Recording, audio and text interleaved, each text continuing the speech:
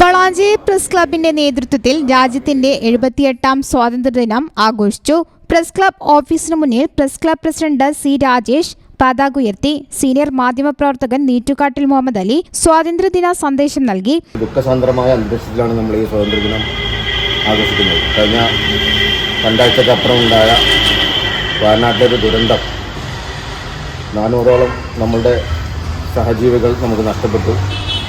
ആ ഒരു ദുഃഖസാന്ദ്രമായ അന്തരീക്ഷത്തിലാണ് നമ്മളുടെ കേരളത്തെ സംബന്ധിച്ചുള്ള നമ്മുടെ സ്വാതന്ത്ര്യദിനം നമ്മൾ ആഘോഷിക്കുന്നത്. എന്തായാലും നമ്മുടെ രാജ്യത്തിൻ്റെ അഖണ്ഡത കാത്തുസൂക്ഷിക്കേണ്ടത് നമ്മുടെ ഓരോ പൗരൻ്റെയും നമ്മുടെ കടമയാണ്. നമ്മുടെ ഇന്ത്യ എന്ന് പറഞ്ഞ രാജ്യത്തിൻ്റെ മതേതരത്വം കാത്തു സൂക്ഷിക്കേണ്ട കടമ നമ്മുടെ ഓരോ പൗരന്മാരുടെയും കടമയായിട്ട് തന്നെ വരികയാണ്.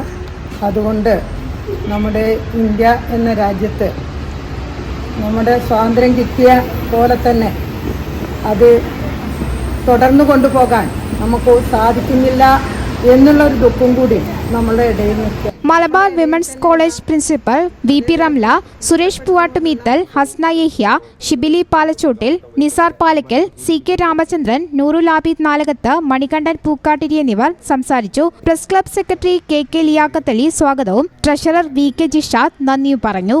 News bureau, Valanchery.